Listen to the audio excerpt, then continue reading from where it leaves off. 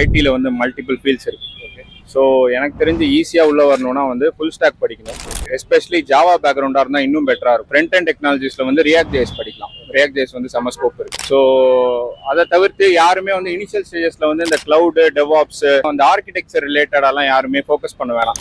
பேசிக்காக வந்து இந்த HTML CSS JavaScript front ஹண்டை பொறுத்த வரைக்கும் ஒன்ஸ் அதில் எக்ஸ்பர்ட் ஆனதுக்கு அப்புறமா வந்து உங்களுக்கு எய்தர் ஆங்குலர் பிடிச்சிருந்தா ஆங்குலர் போகலாம், இல்லை ரியாக்ட் ஜேஸ் பிடிச்சிருந்தா ரியாக்ட் ஜேஸ் போகலாம். அதுக்கப்புறமா வந்து நீங்க இது வந்து ஃப்ரண்ட் அண்ட் பார்ட். பேக் எண்டை பொறுத்த வரைக்கும் நீங்க இனிஷியலா ஸ்டார்ட் பண்ணும்போது ஒரு பேக் எண்ட் ஃப்ளோ எப்படி ஒர்க் ஆகுதுன்னு தெரிஞ்சுக்கிறதுக்கு சும்மா அந்த PHP அந்த மாதிரி ஒரு டேட்டா பேஸை கனெக்ட் பண்ணி ஒரு இன்சர்ட் அந்த மாதிரி சின்னதா பண்ணி பார்த்துட்டு ஒன்ஸ் நல்லா ஃபெமிலியரைஸ் ஆனதுக்கு அப்புறமா வந்து நீங்க ஒரு கோர் ஜாவா எடுத்து கோர் ஜாவால இருந்து கொஞ்சம் ஸ்ப்ரிங் பூட்டு அப்புறமா அதில் ஏபிஎஸ் கிரியேட் பண்ணி எப்படி ஏபிஎஸை வந்து ஃப்ரண்ட் அண்ட் பேக் எண்டோட இன்டகிரேட் பண்ணி இந்த மாதிரிலாம் பண்ணி ஓரளவுக்கு கற்றுக்கிட்டதுக்கு அப்புறமா இன்டர்வியூஸ் கிராக் பண்ண ஈஸியாக இருக்கும்.